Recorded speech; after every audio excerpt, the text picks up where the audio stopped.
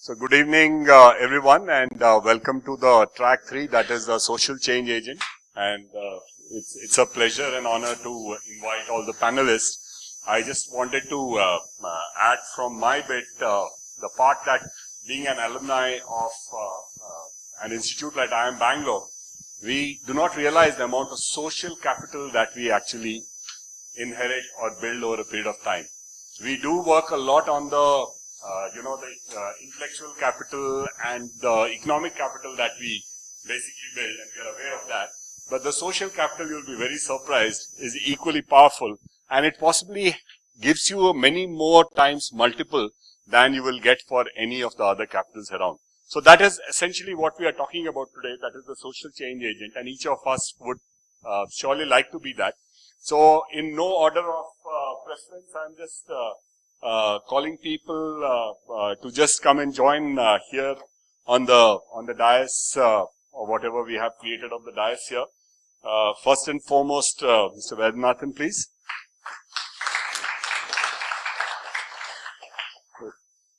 A very, very brief introduction about him. He is a serial entrepreneur, and he has been the pioneer of the concept of green air conditioning in India. And as a technocrat entrepreneur, he holds 6 patents in his name, US, Australia, and India. He has over 3 decades of comprehensive experience in various functions and different levels, including as a managing director, reporting to the board. He has a huge series of awards and honors. Amulya 2012, that is the Government of Karnataka Innovation Council. BRI Air 2011, which is a commendation by the BRI Air Awards. Then ACREX 2010, 11, 12. So welcome, sir, to the panel. The second person I would like to invite is Poonambir Kasturi. Welcome, ma'am.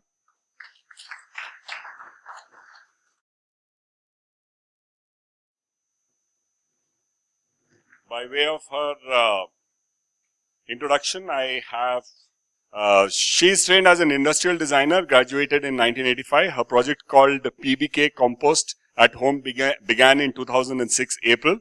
So she spends her time figuring out which is the best way to get everyone to compost at home.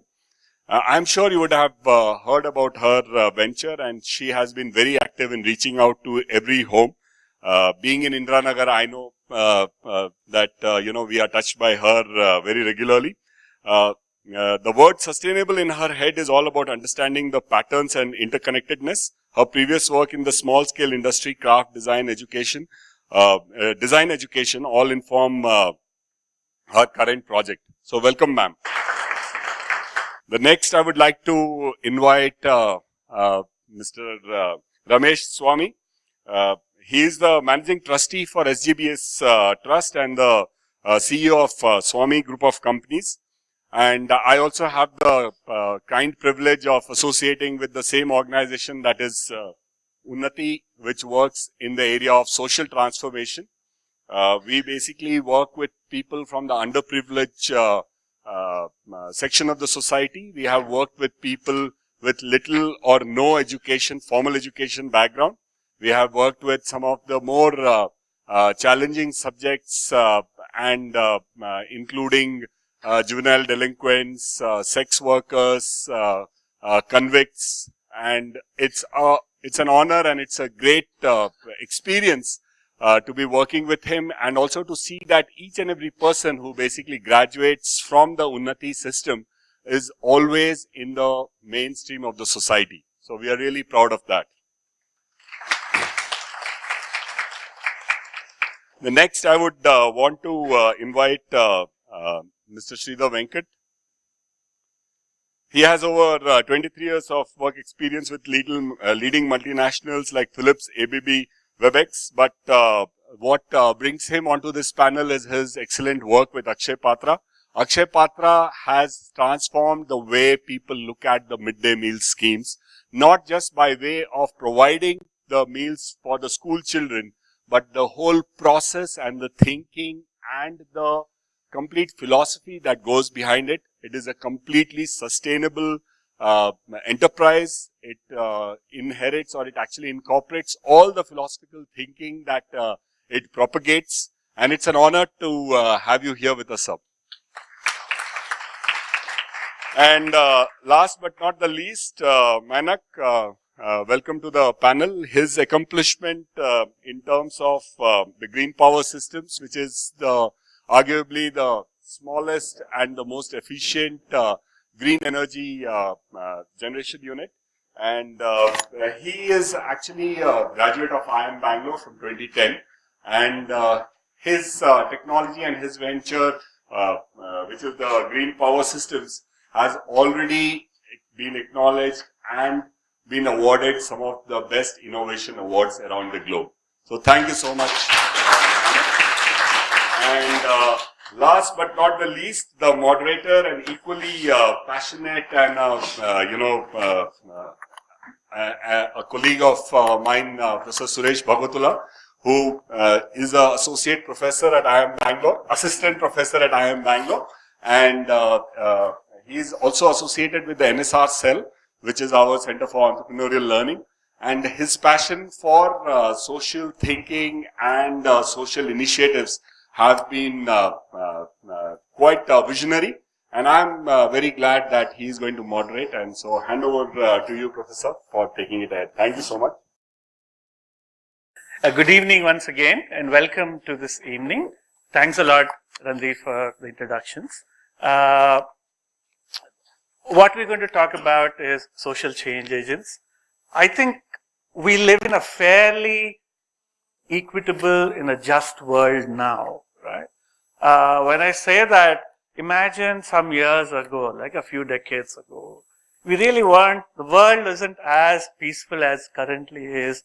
The way we look at world right now is not how it was probably 100 years ago, right? There are countries which haven't been democratic for a long period of time. Even in democracies, women didn't have rights to vote. I think like Switzerland had allowed its women to vote probably in 1970s sometime, right? So education, a lot of people currently can get education because we always didn't know how to educate people. Like if you look at in the 16th, 17th and 18th century, science was not teachable. Right, so we now have a fairly decent understanding of what education is all about, what being fair is all about, because world wasn't a fair place not many years ago, like fairly unjust, unfair place. So compared to how things were, we're in a fair bit of a paradise. Right? But having said that, I think the significant part of the population will still not yet experience the kind of the just, equitable existence that we have, right? And it's not just in terms of living. There are so many things that are not currently right? While we seem to be living in a world which is based on petroleum, there are a lot of things that are not really right with the way in which we are going, right? Social change agents are one of those first people who are technically alarmists in nature, right? We wouldn't want to listen to them because they're saying that, you know what, things are not really right. Like for a good reason, because things are not really right, right? And it takes a lot of will and a lot of inner motivation to say, put up the hand and say, you know what, like there's another world is possible. So we have a nice panel here to talk about whatever they're currently doing. So here's the plan. Like I would invite each of these panelists to take about 5 minutes or so to say whatever you're currently working on. Then I'll ask them a few questions. Once that is done, I'll open up for Q&A with the audience. So should we go in this order? Because probably then,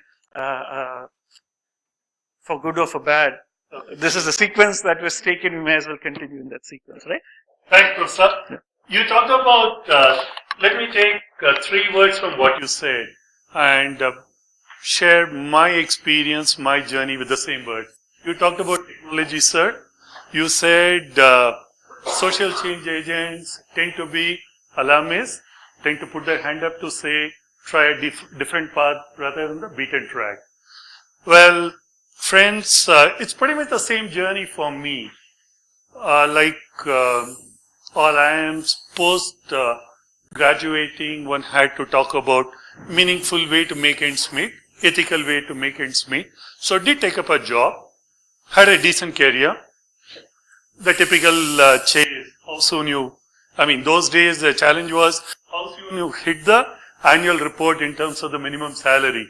Those days the numbers were small. If you got 36,000 rupees per year, your name will be printed in the annual report. Was one of the first in our batch, so I was very happy. Then had a good career with a Saudi multinational selling petrochemicals in India. But one of the things was that whatever I was trying to do, it got driven by some core beliefs and inner passion. We are all products of our past. Like the CAT interview in 1982 January, when we all had, the discussion was, who corrupts? The giver or the taker? So in the panel, 9 friends said it's the taker. I said it's the giver. So I believe it's the giver who corrupts the society. So ethical business had got ingrained into my DNA. I've never given a bribe. Period. I've never given a bribe. I set up an enterprise, scaled it up, more about that later. So that was one of the things. Second thing you said is technology. Whatever we learn, I repeat it, whatever we learn, there's so much you learn from peers, from professors. Not only in the books, out of the books, not only in discussions, out of the discussions, in arguments, we learn a lot. Only thing is we need to keep our eyes and ears open. I do believe I learned a lot that way, which came in good. I'll come to that. It's the same provocationist questions. When you talk about an air conditioner, what should the air conditioner do? It's supposed to provide you a cool environment. What does it do? It cools the entire building. Of course. If one person, 2 persons, let's just take for an example, 2 are seated in a room, to cool that particular place, all you require is just about 600 watts of cooling. What does an air conditioner take? 3,800 watts of energy. So, the experience I learnt over time, with this questioning, allow me, you may say, sir, and the compelling need to say, 1 watt if you try and reduce, you are green. 1 little extra step you take to reduce the carbon footprint, definitely you are green. So I said, can I create a green air conditioner? The ordeal was tough, but nonetheless created a company, called an innovative product, and the passion was, can we create a product that we can eventually export out of India? I was very keen. See, because you look at anything, sub 10,000 rupees, we have Indian products. Mixies, grinders, fans, everything. More than 10,000 rupees, you will actually not find. When you start in the morning, toothpaste, when you brush when you start brushing your teeth, you are giving royalty to Unilever, P&G, or Colgate. So it starts that way. So if you say you want to create a product for India, I don't think there's anything that motivates you more. So created a product, built a company, HMX Systems, we had the factory in Bangalore, created a set of corporate clientele, Wipro, EDV, Bosch, Volkswagen, so on and so forth. Started the company a little early, slightly ahead of time when VC angel funding was not much heard. It was pretty much tough. But nonetheless, it was fun to go through the audience. The highs and lows of entrepreneurship, maybe we'll come to that later. It was fantastic to create a company, to create an identity, to create a brand, and to create an end-to-end company. Conceive a product, create a product, file a patent, say you will manufacture it, say you will take it to the market, provide service, get a repeat order. That end-to-end was a fascinating challenge. Did it, got the company, scaled it up, exited it a couple of years back. Post that wanted to again work on some clean tech ideas. The company is called Clean Tech Consultants. But when I say clean tech, it is any product that we design should have IP potential. Right? We try to set a vision simple. Should have an IP potential. Second, it should have carbon footprint reduction. Simple 2 goals. So I don't take assignments unless it is one of those 2. Whenever I take the assignment, I try to bargain for IP to be held in India. The good thing is, we have been able to file for a global patent, and One goal I want to keep for this company is, I don't know whether I'll succeed. I want to talk of US as the market. I want to take the market product to the West. Thank you.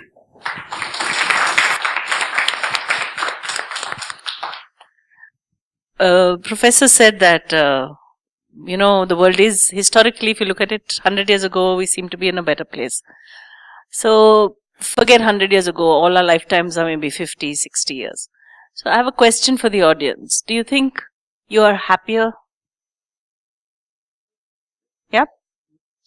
How many of you think that some part of you is dissatisfied? How many of you know why that part of you is dissatisfied? So if you could share with the gentleman there, why do you think that part of you is dissatisfied?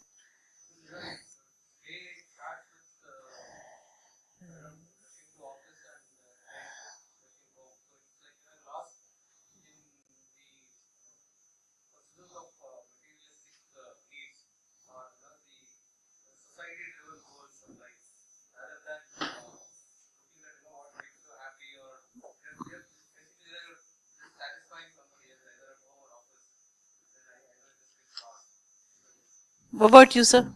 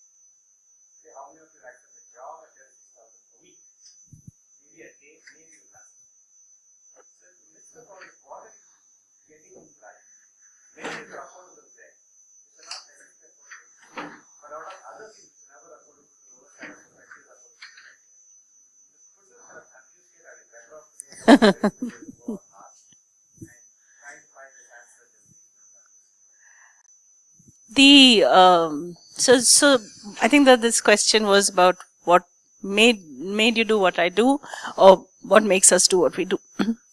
There is an interesting MIT professor in the 1962s whose work I really like, and there's a woman professor called Donella Meadows. If you ever have a chance to read her, I would really suggest you read her. She's very easy to read. And he says one very interesting thing. If you do the wrong thing righter, it doesn't get better. But if you do the right thing wronger, you still have a chance to get better. So when we were in college, I do not have the privilege of having the analytical skills that managers go through IIMs are endowed with. But very often, coming from a design background, we are forced. And I actually have met Ravi Mathai, one of the founders of the IIMs. And at that time, because he was in Ahmedabad, setting up the IIM Ahmedabad, I had an opportunity of working with him in one of those very early age experiments called the Javaja Project, where we went out into the villages of Rajasthan. I don't believe in my life that I have any answers yet. I believe I'm always dissatisfied. For me, it matters that people like to say that I run a social enterprise. I'm not really sure about that, because it's an interesting thing. The government of India has put CSR budgets as 2.5%. But by that very nature, that company cannot give money to a company like me, because we are not an NGO. We call ourselves not for greed. There is no definition in the market right now. Manmohan Singh and Ahluwalia cannot define the work that is coming out of my unhappiness. So when I read that, I thought about, I asked 5 or 6 questions. I said, when has technology ever changed life for most amount of people that it is supposed to work for? And in India, in Bangalore, IT, technology, very effective. It hasn't changed life for many, many people. So when I see an Ernst young. In fact, I was watching a projection of 2020, 2050, how everybody in India are going to live in cities, right? And then they say all these, they show these wonderful Excel charts and these wonderful graphs. And then when you ask them questions about how many jobs and where are the jobs going to come from? And then you know what happens? We say the lower livelihood people should be happy at 6,000 rupees. No, but an IIM graduate cannot settle for less than so many lakhs. So when you have already systems plugged in with this understanding, you're never going to question why are we running companies where the CEO is getting X amount and your whoever's at the bottom range is getting like X divided by 100. Then you cannot ask for equity. Then you should be satisfied. And if you're satisfied, I think that's perfectly fine. The reason why I think technology will not work is why I started looking at the fact that if we want to change behavior, the company that I work with, my current project, I've done work with crafts. I've set up a design school in the south of India called Shrishti School of Art Design. I was the founding faculty. I did a lot of work creating curriculum that would get people to think a little differently.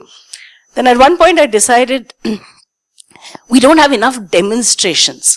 That means if you're saying that there is a better way of running a company, a better way of a product, a better way of running an institution, we don't have enough demonstrations. There's no alternative. The alternatives are very few and far between, and they seem very hard. So when a person like him wants to take a leap and say, I want to do something differently, there are not many examples. Second is, all those examples are not put together in a directory where you can say, yeah, this works, so I can have the risk to go and take it out. So I wanted to create a demonstration of a company where I would constantly, it'll be like a lab, and I will experiment and see how much of all the ideas I think are important I can run through. And so Daily Dump is just about that. Daily Dump is a way of understanding whether we can give livelihoods to great craftspeople. I don't know whether you know, but potters in this country, their children don't want to be potters. They'd rather be havaldars in outside your, if IBM has a security guard, they're okay being that. Now, I think that's a big loss. So, if you continuously reduce the cultural capital, the natural capital of this country, and then you suddenly say we're all going to be India shining and we're going to be a superpower, I don't think it's going to happen.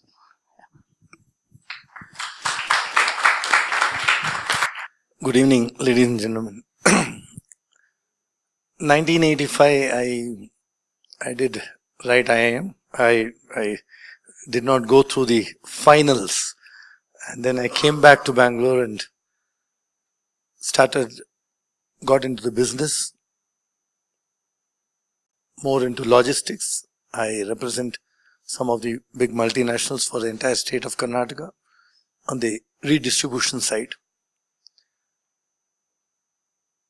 So I'm happy today, in a way, I feel I didn't pursue, I thought I'll come back and study again and write and get through. But once you're into business, then it doesn't happen. But today it's important for me because I'm standing here in IIM at least and talking to all of you all who are going through the whole thing or have gone through it.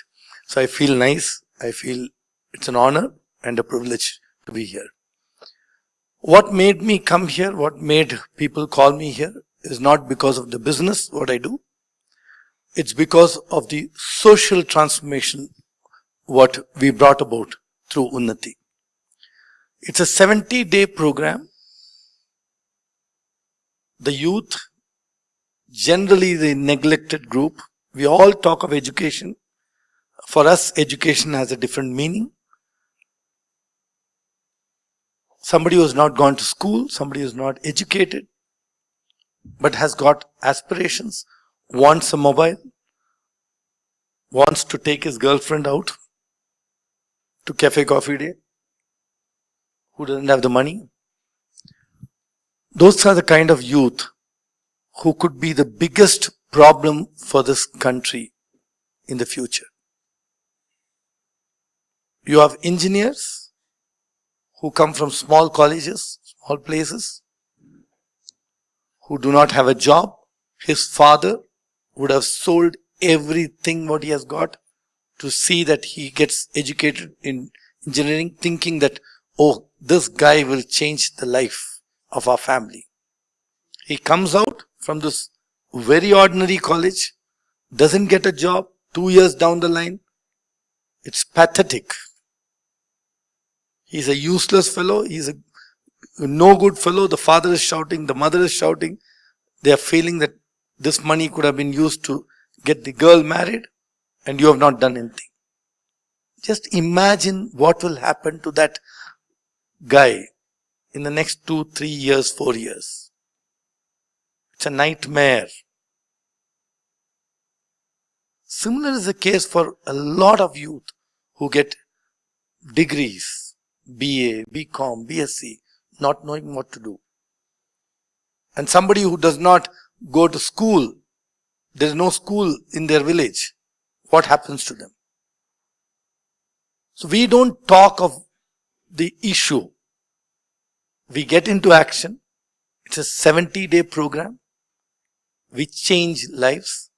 There are n number of organizations which gives them vocational skills, which talk of teaching them English, talk of teaching them computers, life skills, etc. So how is Unnati different? We also do the same thing. We also do the market-driven courses. Ensure 100% placement at the end of the training. We take the responsibility of that child. We spend time. We are ready to support him through every cost, whether it is stay, food, bus pass, materials, every cost is taken care by us. We build that character. I heard him talk about progress. The point is that progress, when it happens with a foundation of character, with a foundation of the traditions of this country, with a foundation of good value systems. He talked about not giving bribe. We have brought up the building, not a rupee was paid in bribe. And believe me, there are good people around. It has happened. So those are the value systems. Those are the things which transform these youth. We take charge of that. We transform the youth in 70 days. Give them a job at the end of the training. That is what Unnati does. It's a very intense program. We train over 500 hours during a period of 70 days. Yes, we are trying to make it as sustainable as possible. We have many centers across the country, trying to expand more. Thank you. Good evening, all of you. How many of you have experienced hunger? Can you raise your hand? Right? All of us in some part of our life. Actually, every day we experience hunger. Right? You see, most of us or all of us take hunger for granted because either we have resources to buy food, or there is someone at home to make food for us, or we can make ourselves food. We have ability to make. But there are millions of children in this great country who go to bed hungry every day and thereby missing out on benefits of education. And that is a space where Akshaya Patra works, where I come from. Our vision is no child in India will be deprived of education because of hunger. We started very small with just 1,500 children in 5 government schools. Why government schools? Because government schools have secular policies of admission. 2 years back, we did a survey and found out that average family income of these beneficiary children is 3,000 rupees per month. And the average family size is 5 to 6. So you can look at 500 rupee per month kind of a pie. A normal good pizza comes for 500 rupees today. Okay. So Akshaya Patra has pioneered the concept of large scale, affordable good quality meal every day to these children. So from 1500, we have gone to 1.3 million children in 10 years span, around 13 years span. Every day we serve a 3-item menu to children. And in Bangalore, we have a kitchen. 2 kitchens are there. There are around 21 varieties of sambar. Okay. So the children get different flavors every day and lots of vegetable, curds, milk. And once in a week, we give them dessert. Sometimes we don't tell them which part of the week it is, because looking at the meal, they come to the school. Okay. For the meal, yeah. For the meal, they come to school. Okay. So, let me tell you a true story. Akshaya is a Harvard Business School case study on operational excellence. Major IIMs, including IIM Bangalore, has done a case study on Akshaya Patra. MIT has featured us in Technology Review. Forbes has covered us. But one day we were celebrating our 0 to billion mark. In August 2012, Akshaya Patra completed serving of billion meals. Nowhere in the globe any organization has served billion meals, and not for profit. And I'm proud to be an Indian. This organization has emerged from India with practically no corpus. Till recently, when Ratan Tata gave a large corpus to us, we were working without any reserve. That means we didn't know where the money for the next quarter is going to come. And we have been running it. Okay. So I was wondering we talk of scale, efficiency, impact. I want to know the impact of a meal on a child. So I happened to meet one boy.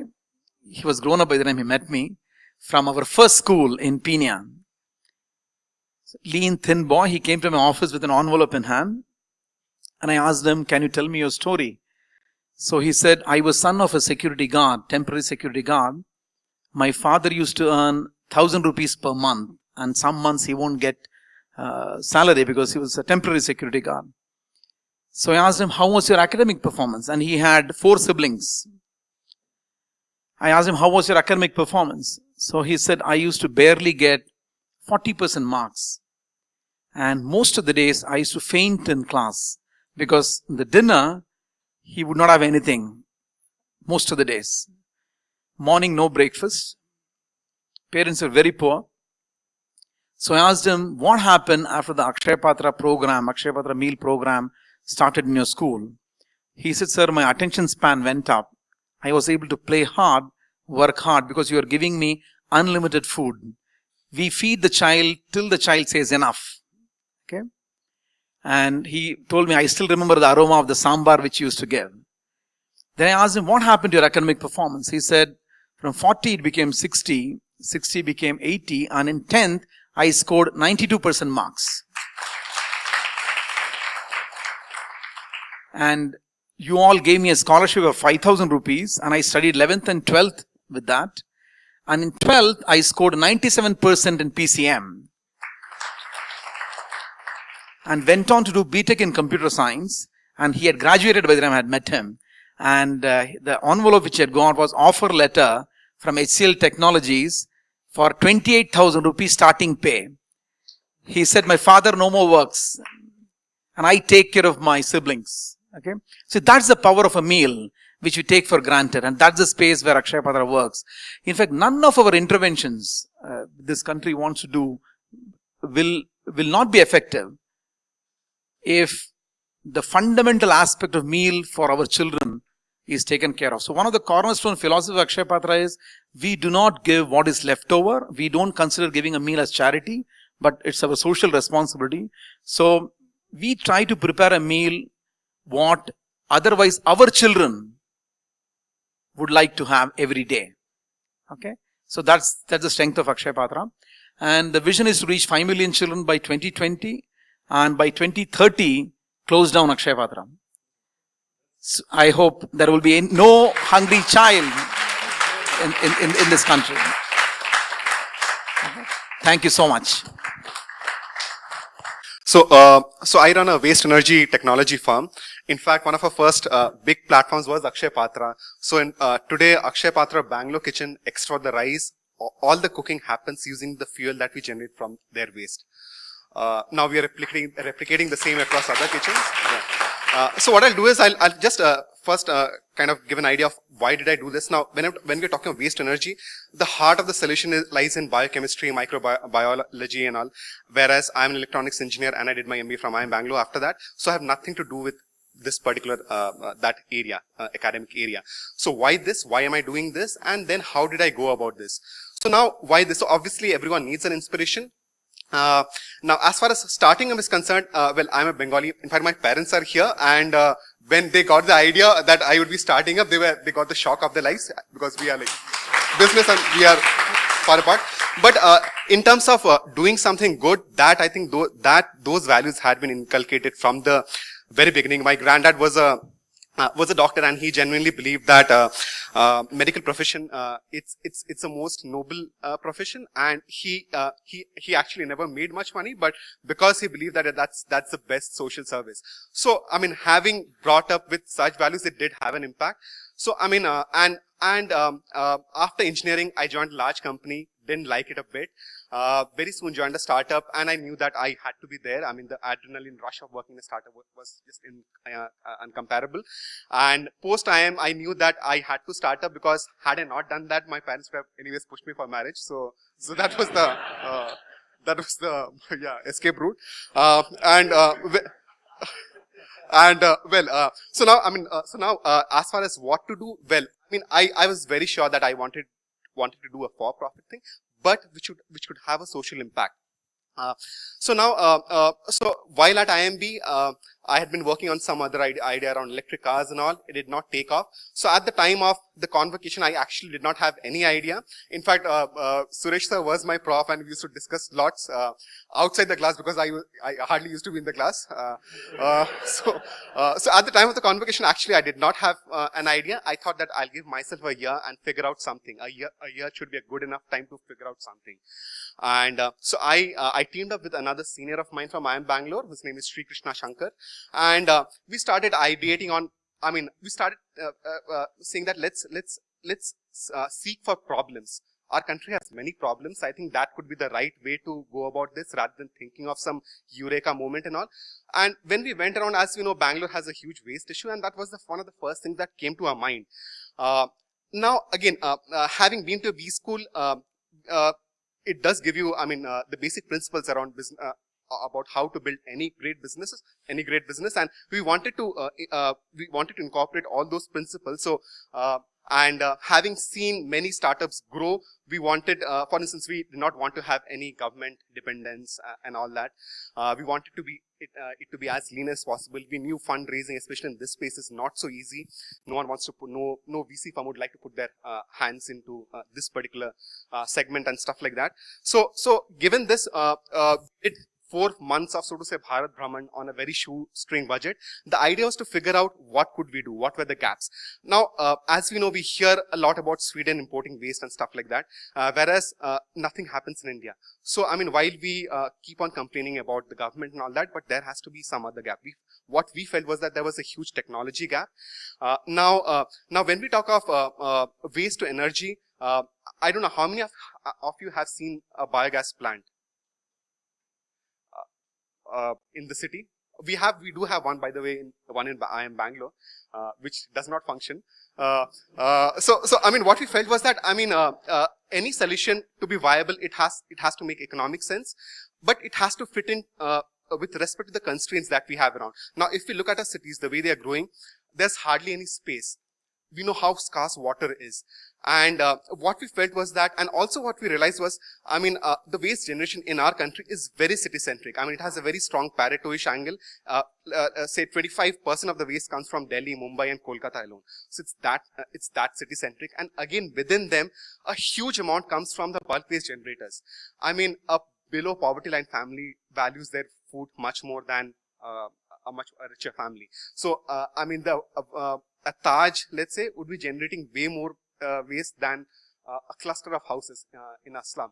So our idea was to kind of focus on these bulk waste generators. What we felt was that while solving the waste problem for such a big country is while that is not viable, we felt that maybe targeting just the bulk waste generators in the top cities is still viable. So for that, we felt that a solution has to be as compact as possible, should not need water, and should be reliable. So that took us 2.5, 3 years to build that, and today we can proudly say that, I mean, we have the most compact, we have built the most compact solution in the world. We have awards from MIT Technology Review, Kaufman Foundation. So we were, as a part of the Global Entrepreneurship Week, we were the top 50 startups, and we were the only Indian startup there at all. We won Sankalp last year.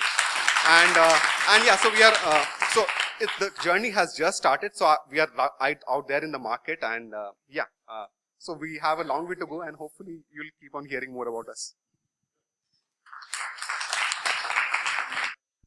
If you have a question, state your question quickly and state for who you are addressing that question for, and then we'll take it forward. If there are no more questions, probably then I'll ask questions. Yeah. I have a question for Akshay Patra. I'm just trying to understand, the relevance of Akshay Patra with the midday meal program being introduced, and also maybe, just trying to relate it to how does a social change agent sort of stay itself relevant if some external factors change. Like in your case, the midday meal program coming in. I too have a question for Akshay Patra. I live in the United States, and hunger for children is a serious problem there too. And this is addressed through feeding through the public school system, where they provide meals that's subsidized or free. And the biggest challenge is, what do you do in summer when the schools are closed? And they provide summer school, not for education, but so that children can continue to be fed. How do you handle summers? This is generally on the education front. We are going to have a lot of graduates with a very low employability level. So, looking at the world market, how can we give a service where all of these people can get employment? How do you see that shaping with the current reality? I have the following question to Akshay Patra itself. So, the village that I come from, we have started a school ground up with two of my friends. And so I'm actually working on a sustained model. I call it as a milk a day. So what I'm trying to do is, taking a donation doesn't work for long. As you said, you want to stop Akshay Patra by 2030. So what I'm trying to do is to have farmers who are affiliated to a corporate unit or a cooperative society, and his own child drinks some milk a day. So this kind of a sustained model is I'm trying to experiment, which is called as 360-degree donation. But I've not been successful in the sense, there has been, I'm trying to use certain apps where, people can actually donate.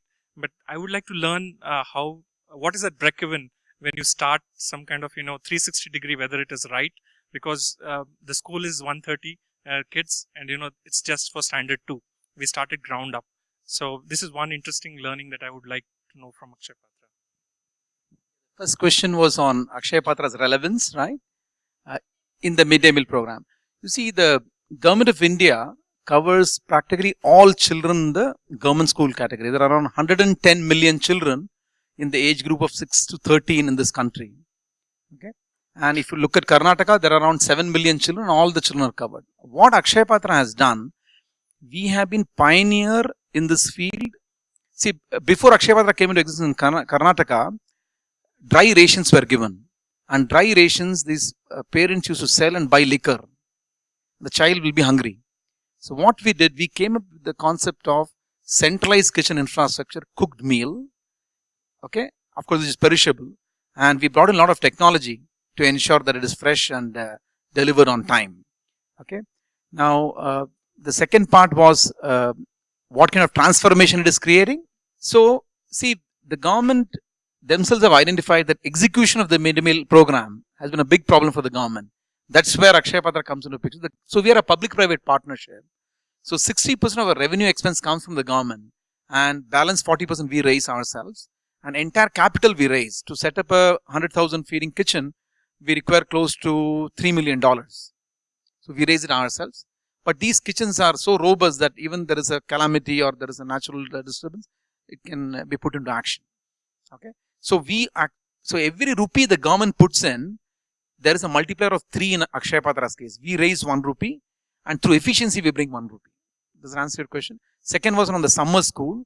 So it's a very valid point you're asking. As of now, in Akshay Patra schools, we are not feeding during summers, but there have been cases where there are sponsors who have come forward and have asked us to feed children during summers. Those cases we do take up. And wherever the government declares a particular location as drought hit, okay, there the government comes for and asks us to feed in those areas. But that's a very valid point what you're saying, and we are open to do during summers because these children come from very poor backgrounds. And the third one was on sustainability, right? So what we are trying to do in Akshaya Patra, I'll give you Akshaya Patra's experience. First, though we are a public-private partnership, we first consciously worked on building the brand of Akshaya Patra. So that's very, very important. People should know what we are doing and why we are doing it. So that's one. That took us around 8-10 years time. Second is, in Akshaya Patra, what we are doing is we have created a new foundation called the Akshaya Nidhi Foundation. Because if you look at the kitchen, it's only 30% utilized. So 70% is unutilized. So, and we have invested capital there. So what we are trying to do is utilize this kitchen capacity, lease it out to this Akshaya Nidhi Foundation, which in turn will cater to bottom of the pyramid for a cost. So that's the way we plan to make ourselves sustainable. If we do this successfully, in the next 5 to 7 years, we will not require donations from anywhere.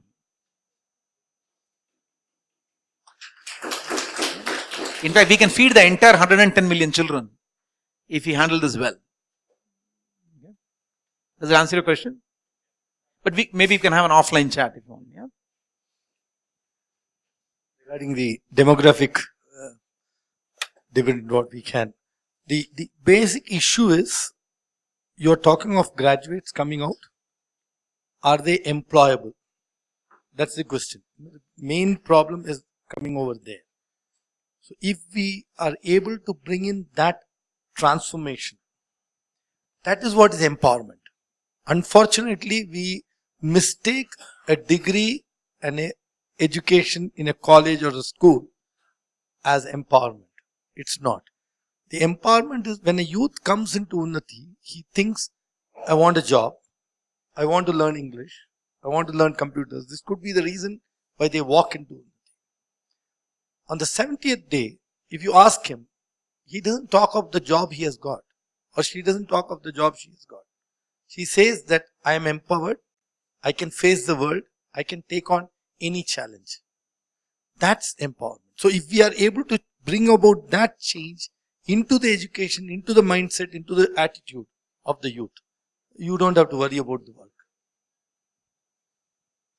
Class of 83, I'm also Vaidi's classmate. I have a question for you, Vaidi. I've always admired you for your entrepreneurial skills over the years. Now it's a bit closer home because my son has become an entrepreneur.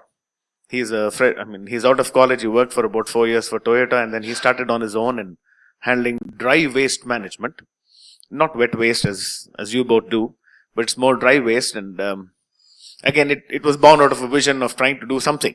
Okay, and he's put in his own capital. Now he's found a good patron. He had a good MLA. I live in Jainagar, and around that area, he started a enterprise which sets up trash bins every 300 feet. And it's easy. It's much easier to try to set up these trash bins, but how do you clean it? And you have to have a big organization. So when he tried to tie up with BBMP, which is the main organization, he ran into a lot of roadblocks. And he felt it will be cleared only when you grease pumps. And he was not willing to grease pumps.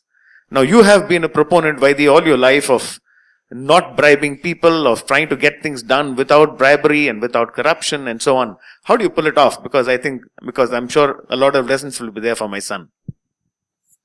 No, I don't think it's easy, Sesh, if I may.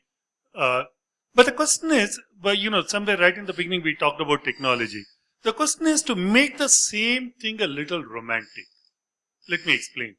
The question is, here is a dry waste collecting thing. Now, it seems so unromantic, nobody wants to talk, nothing. But the question is, can you use solar power to compact it? I repeat it, I'm not yet getting BBMP. Okay. Can you use solar power to compact it? So, look at the way it will become green. The number of times the BBMP truck has to come and pick up suddenly will come down by 1/3. So you need to make a seemingly unromantic, drab opportunity with technology, make it interesting. The moment you do that, suddenly it's no longer the lowly contractor who will get a hearing thing. You'll be able to scale it up. Because you are now telling BBMP, you can make trash collection a greener initiative. You'll be collecting the same one trip of the truck. You'll be able to collect, 3 times more, because if you compact it 3. So this is what I keep saying, seemingly mundane things. We need to think out of the box, maybe to compact it in the box to make a difference. That's what I would say. You can't, that guy's hands are soiled. You need to interest him in a different way. If your son does this, suddenly you will find a IAS officer who is willing to listen, a corporate who will be willing to sponsor, and advertising that may come in the bin, and to make it more interesting. So seemingly a long journey. Are you saying that therefore they will take care of greasing the palms? No, I'm not saying that. The moment it gets sensitive, you see, with technology, you have to de-risk. You see, what happens is with technology, you try to ensure the propensity or tendency to seek bribe for everything is reduced. The moment what happens is it's such a lowly thing to collect the garbage and dump it. It's some contractors who got it. But then suddenly if there is a technology, a minister wants to get a focus, a CM will want to come and inaugurate a program like that. You are doing it first time in the country. You try to do a thing like that, it's a technology that's brought in. So the cooperator is a little careful, he will be concerned on doing. So I'm saying we need to do something different to make it happen. Be reached, because I think, as you rightly said, the future is going to be all about urbanization. How are you going to handle our waste, right? Because currently Bangalore has serious issues regarding their waste and currently putting it in landfill. So how do you suit both of your technologies and enterprises that are currently running? How do you ensure that there is little lesser waste that goes out? At the end of the day, what BBMP actually does is what we put out, right? But you all are working on how that need not actually be done. Udam, you go first at domestic level, but mine will go next to more at the industrial. Does your son do the 300 feet? Yeah. There are 2-3 things that you're raising, which I'm seeing that, how do young entrepreneurs engage with civic society or social issues, right? And when do they start to make a decision that I want to make a dustbin, and then I want the dustbin to be interacted with the public system, the formal system.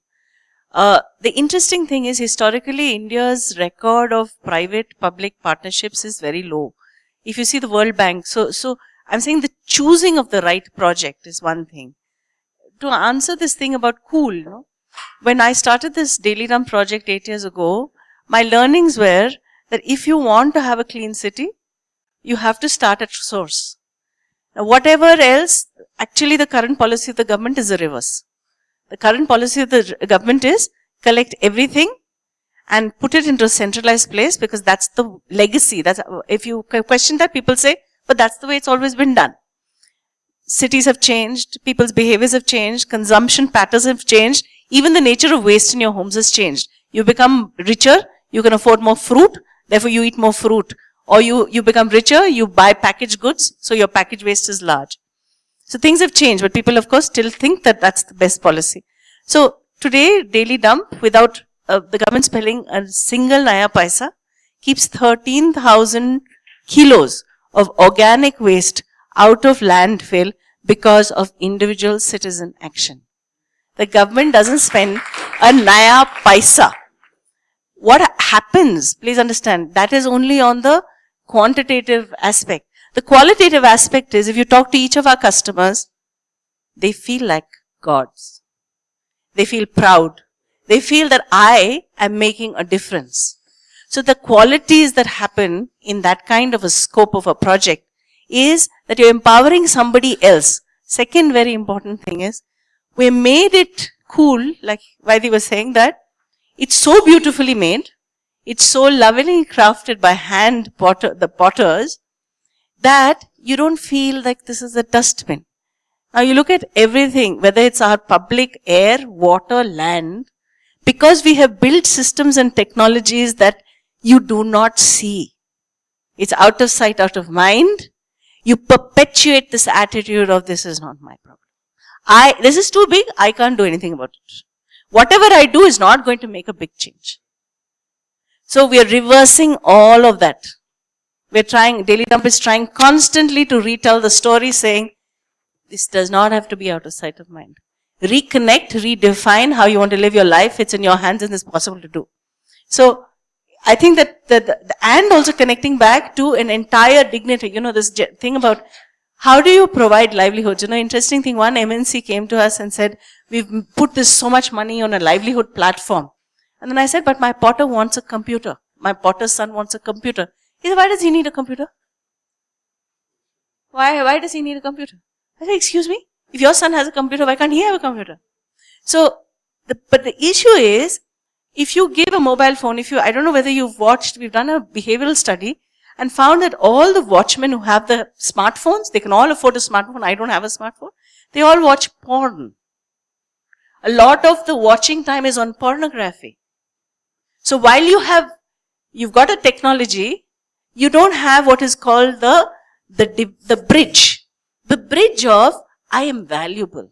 I have a value proposition to offer. You have an MBA degree, that is your value proposition. What are we enabling that guy with? What is his value proposition? So there is a huge amount of work, according to me, that needs to be done in the area of green jobs. In jobs that say, I'm a cool potter. Nowhere else in America can you throw pots as big as that with hands. It's not possible. India still has that skill. So we want to actually build a facility where our level of skills and level of employability is into a completely different paradigm of value. So that guy, a Kathakali dancer does not feel as an expert. But if you see Cirque du Soleil, if you guys travel abroad, all those artists are like valued. So I think that shift of how we can provide value to the numbers, we're just numbers in this country. How are we handling the numbers? So I feel that is where a lot of work can happen with lots of collaboration. It's not going to happen. We have started off with the commercialization and the fact that our clients are buying our systems again. So we hope that, at least as far as we are concerned, we would be able to replicate the same across more such bulk waste generators. And with more similar firms coming with modern waste energy technologies, hopefully it would be taken care of at source as far as these bulk waste generators. So on the other side, if all of us were to take care of our waste at our homes through initiatives like Daily Dump, then I don't think we would have that problem. Absolutely. Yeah. I kind of agree to what you were saying, because I've seen this in handloom. I worked with handloom for quite some time. I continue to work with handlooms. And there was a picture that this lady Ujrama was showing in one of her talks, where she said a highly skilled handloom weaver who could handle things unbelievably. Like you could imagine complex designs, because you actually don't see designs. Much of the designs are in people's minds. And he's actually being proud to join as a unskilled labor in railways or something like that. He said, look at the loss that our country is currently facing because of the traditional skill sets are no longer valuable, right? So traditional skill set are only being used for, no longer functional. They're only for display purposes, right?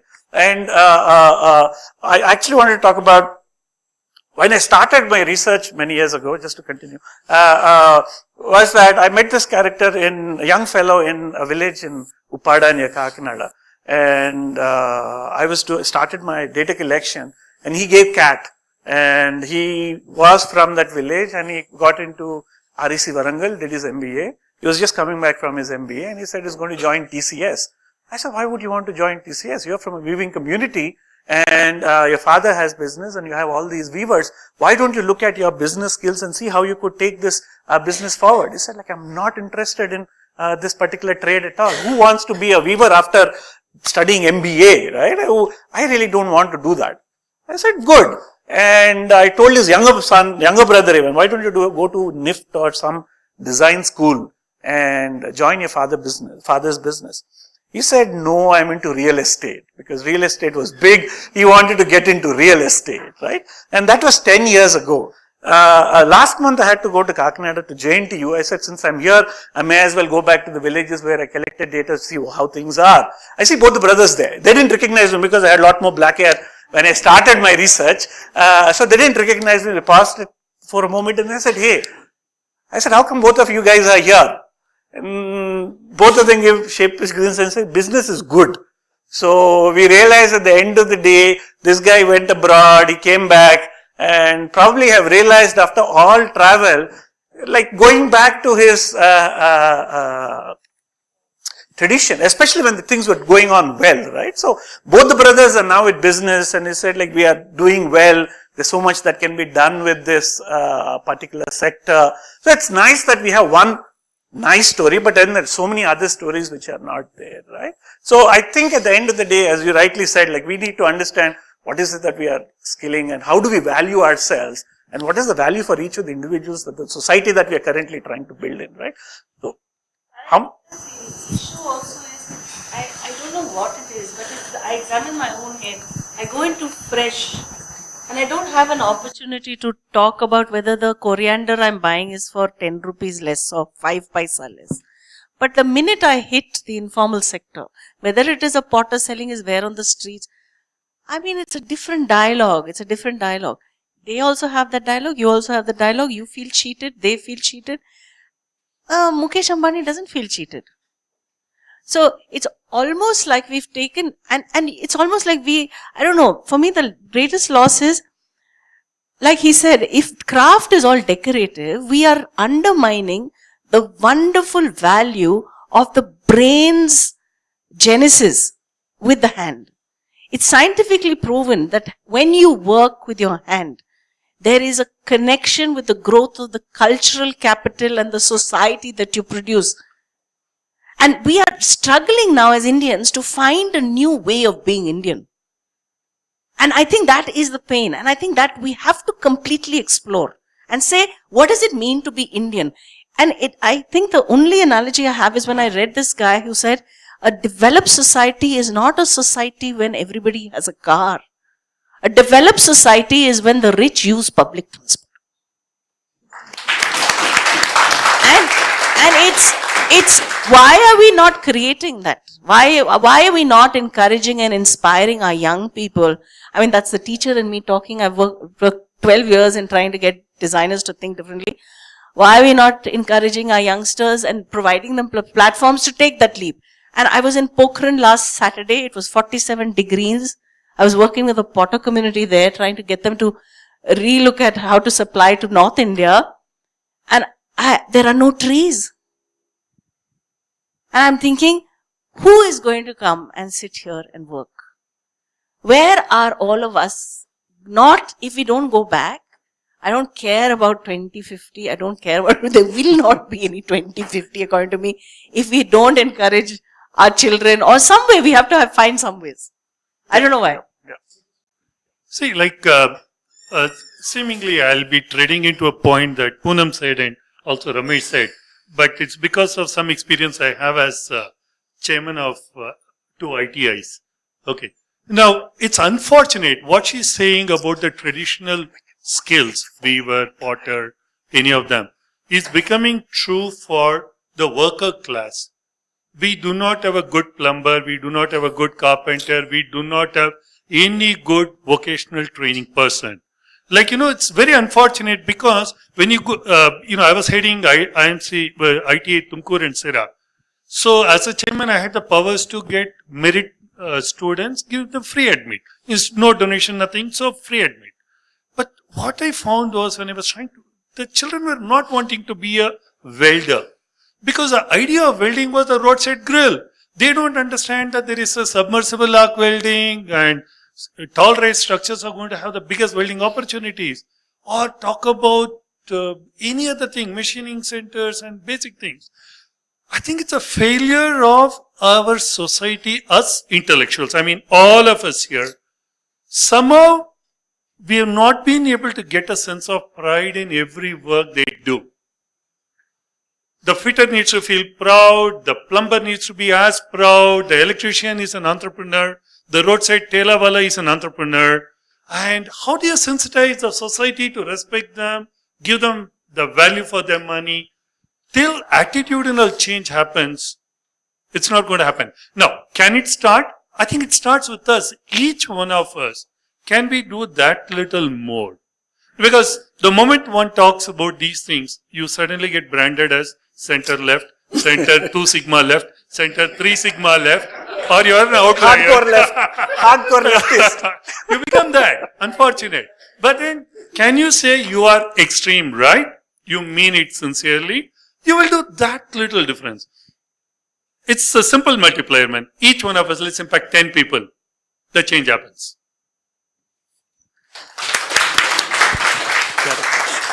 Yeah, I have the question for Unnati. Actually, one thought I, got to hear from the gentleman is that they have 100% placement after the 70 days of program. I want to ask, what kind of people you get? Because one of the things I was thinking about is, I work for a software company, by the way. And when we take people, there will be 10,000 applicants and we select 100. So I always worry about, what happened to those 9,900 people? Maybe they go to some places, but what happens to all these graduates out of which you are able to cater only few of them? What do they do? Because it's not just I just want to hear on Unnati, what do you do with, what kind of people you get in? Is it the underprivileged people, people who are not so well to do?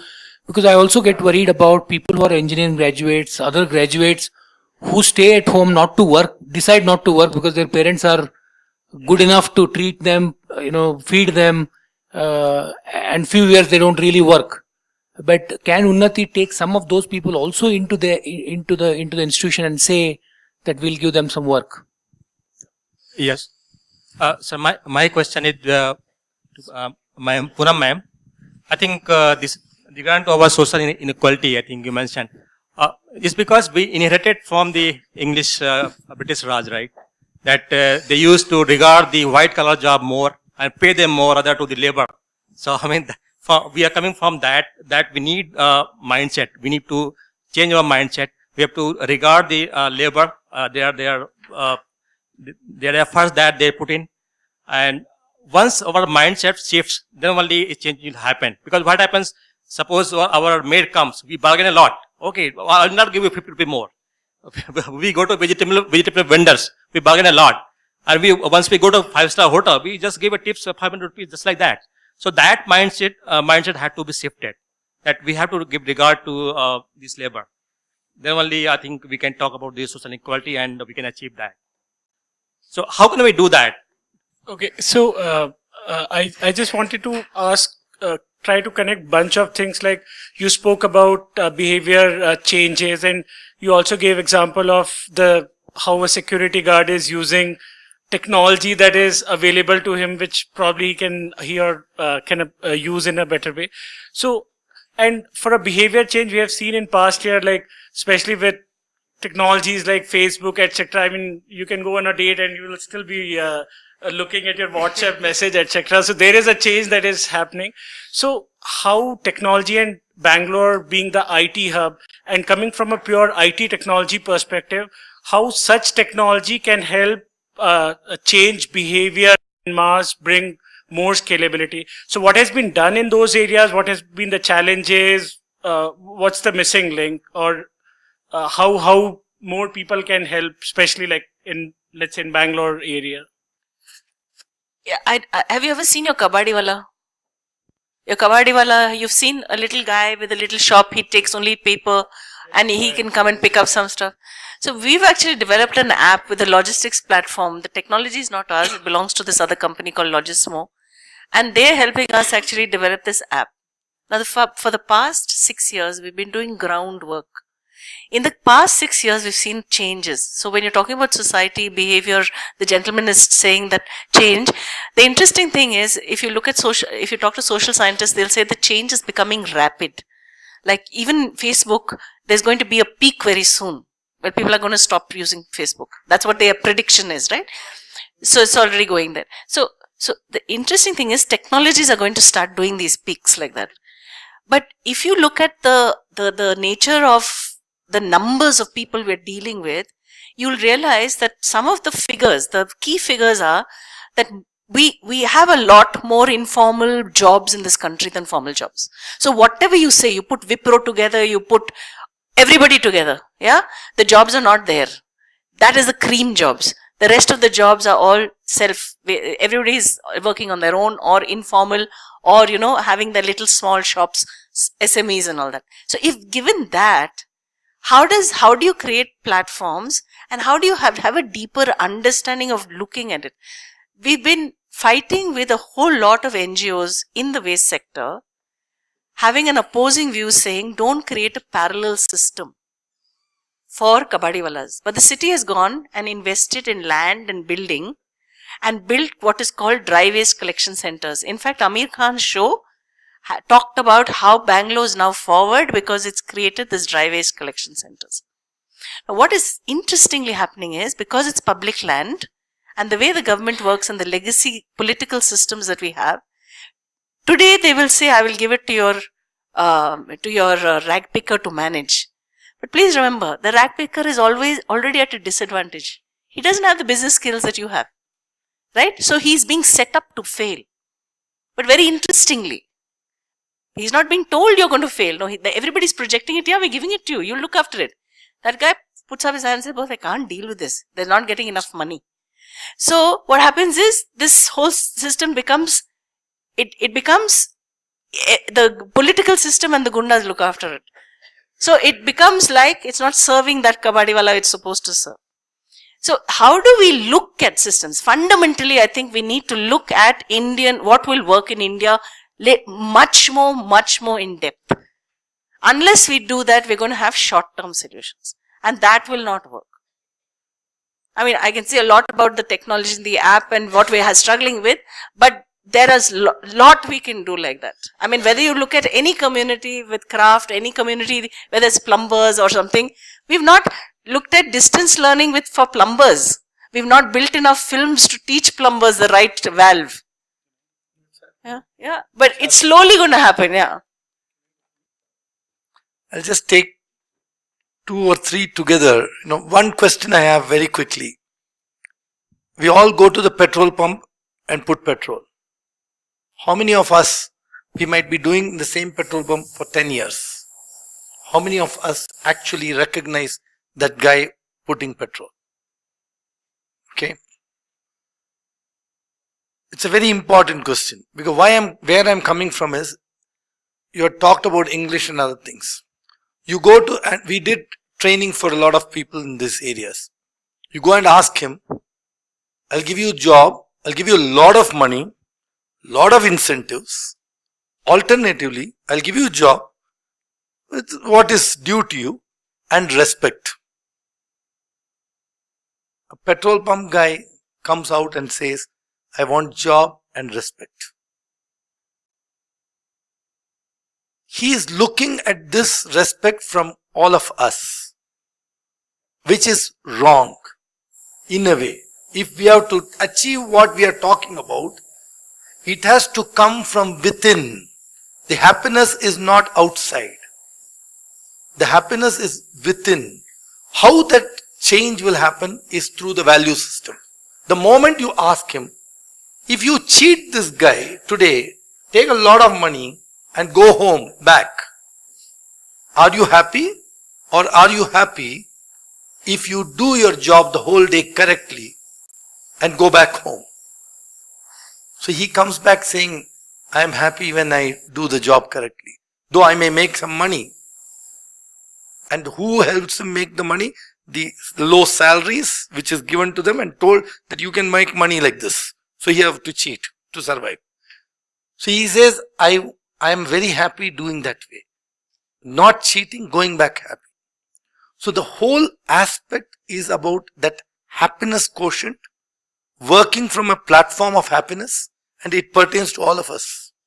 If we work from that happiness quotient, the whole change happens. So when we are able to do that, bring in that respect, that dignity into the whole gamut of education, you will find a lot of change happening. You will find that a lot of them are ready to get employed, ready to take up jobs. Today, unfortunately, many people say you will find a youth sitting outside some tea stall.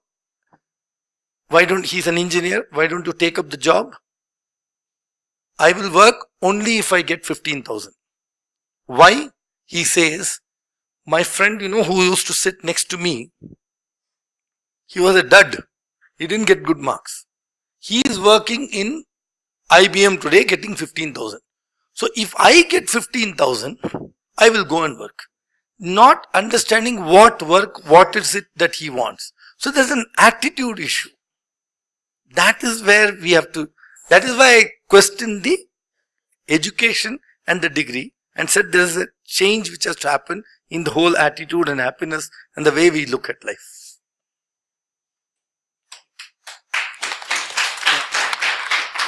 I just have one last question for panel, each of you all. I would want you all to probably state, in our daily lives, we have a lot of other things that we have, our attention is taken off on a daily basis, a lot of things that we could do. But is there anything, one or two or three things that we can do while we are currently working with our, whatever that we are occupied with? What would you want us to do that you think we could do, considering that our attentions are elsewhere, but we could probably spare few days in a year? See, I don't want to prophesize or advise, but let me put it this way. Each one of you youngsters will be working for the next 30 years, 40 years. For sure, you're going to impact 1,000 people at least in your life. Okay? If you decide, I want to make a difference, dedicate 1 week. I'm not saying go work as an NGO, but do this, do that. I don't want to say any one such word.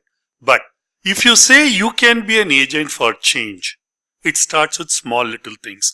The way you would treat the maid servant at home, the dhobi, your driver, you not wasting things, you being this.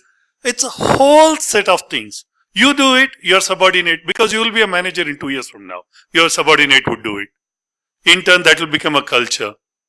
I mean, that's the best way I think we can make a change. In one generation, we have to change India.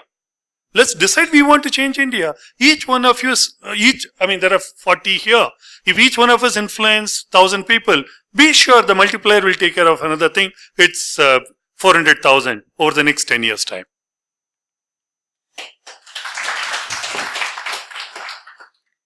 Everybody should compost, please, at home. No, I'm not joking. I'll tell you why. Because it really makes you think a little differently. It starts, you start looking at maggots, you start looking at flies, you start looking at lizards, and then you start asking yourself the question, am I the only species that lives in this earth? Because right now you think you are.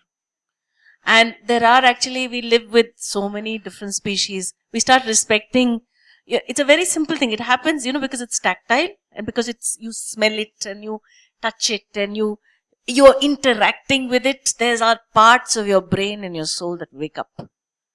And you become a different human being. Just for that, do composting, not because of me. Do it in whichever way you like. Composting is not something I created. Luckily, it was not created by man at all. It's nature's way of handling it. So what I would like, and I'm being selfish, if anybody has any apartment complex or, friends or CEOs who I can connect with and go and just talk about the facets of consumption, the life cycles of materials that we use and how you have the power in your wallet. Basically, you go to the supermarket, you take out your hard-earned money and you buy. The only thing you need to do is buy slightly differently. Just know, how many of you use Lysol in your house? Lysol? Yeah. And most of you think you're being a safer parent, cleaner house. Yeah. I just want to tell you it's complete bakwas. Lysol is very bad for your soul. Not so, okay, soul, I keep using soul, but it's bad for the germs because they become stronger germs. Yeah? Things like that. So everybody should know. So if anybody knows anybody who I can go and talk to about how to consume better and how to like open that part of your brain, because once that opens, then you can do lots of different things. Yeah. How can they reach? Yes, www.dailydump.org. Our email IDs are there.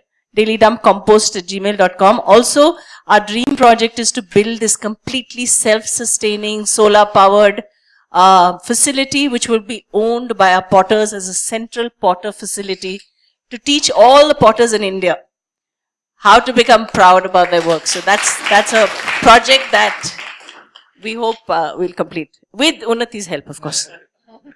I just quickly one thing is about, she did mention about finance and CSR projects. I think environment is part of the list of 11 items, and how you, no, it's still available. Yeah. It's about sustainable living. So you can project it that way. Yes, there is enough opportunities for volunteering. 7 days and all are very big numbers. If you can connect with one youth and take that youth through a year, spend some probably 10 calls of 3-4 minutes, no gyan, just to say, how are you? Have you had your lunch? Have you had your dinner? After 5-6 calls, he will start calling you and saying, because please understand, we all have friends to advise us. If he has to change from a job from Adigas to MTR, he does not know whom to go to. So you become the best friend, you can see them blossom. What is the difference between these two and somebody from our households? It's that opportunity, lack of opportunity. And we can present that. So enough number of volunteering opportunities. UnnatiBLR.org is there. You can definitely, UnnatiBLR, UNNATIBLR.org. There's a whole list of volunteering doc available. Anybody could come. And one thing I will add is, when you go to an NGO, please go with a different mindset. Things may not be in place. It's not an IIM where your AC is working and everything is in order. So you need to think differently. You need to, please don't think that, I am trying to give my time to these people. I'm so valuable and my time is so useful to them, and they don't care. They don't understand you. They are working from a platform of passion and love. So they don't understand capabilities, capacity, how it can happen. So my request is, please go with a different mindset, and go with the mindset, and you will come back much happier on a last day when you put these two on a balance, whether what you have given to the NGO is down or the NGO, what you got back. You will find this in the scale that what you got back is much, much more than what you have given. I read an article where it mentioned that every day 250 NGOs get created in India. Okay. 33 million. Right. So there are many NGOs, many genuine ones. Okay. But before even we decide on how many days in a year you want to devote, I would like each one of you to ask yourself a few fundamental questions. What is the existential purpose of your life? Why are you doing what you are doing? Ask very basic questions to yourself. Okay? What are you trying to do? Why are you doing what you're doing? And then look at, you see, we talk of changing the world, management, a lot of MBAs are here, right? The biggest management is self-management. If someone is able to manage self, you can manage anything in this world and change anywhere. Anything in this world can be changed. Someone who can manage himself or herself. Okay? So please ask these fundamental questions first, and then decide whether you want to give 3 days, 30 days, or the whole life. Answer the existential purpose question. Why do you exist? And then you can make a real change. Otherwise it will be very superficial. Thank you.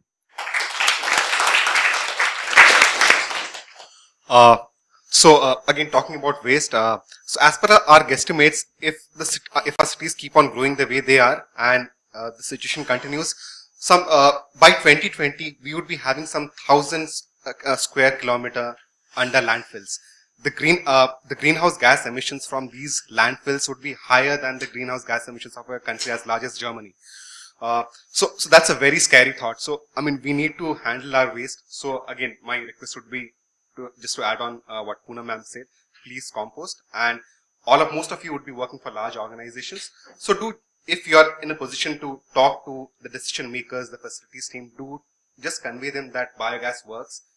We are one of the firm who can do that. There could be others, but at least, I mean, they should be open to the idea of the fact that they can have such systems in their premises, and that they should be responsible about the amount of waste that they generate. I mean, just to give you an idea, I mean, Infosys is one of the clients. We are doing multiple projects with them. In Hyderabad, for instance, they generate 2 tons of waste. That's a huge number. In Chennai, that's 3 tons. So they have a green initiatives team. I mean, every large organization should do that. So our website is greenpowersystems.co.in, and please visit our site. And yes, if you can spread the message, that'll be great. I think it was worth paying that extra half an hour because we take up a lot. I think we do have a lot to mull over while we go to our nice elsewhere party. Thank you so much, and thank you for your patience and lovely questions. So it is my honor and duty to thank the panel for their time and for the lovely comments. So we just have a small token of appreciation. So I actually have less of a preparation on who to give it for. So I'm going to actually call on Reena for helping me with one of them, and Manak, I'm going to call one of your parents actually for the same season. They are here to basically come and hand over some of the gifts for the panel as well, so that everybody actually gets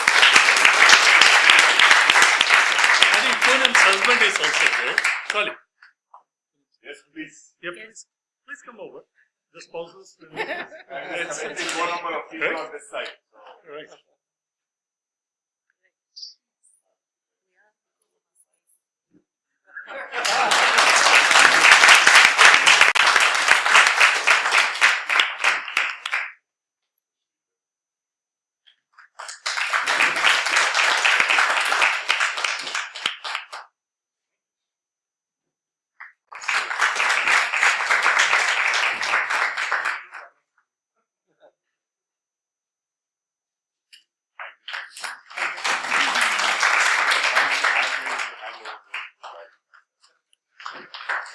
Thank you so much.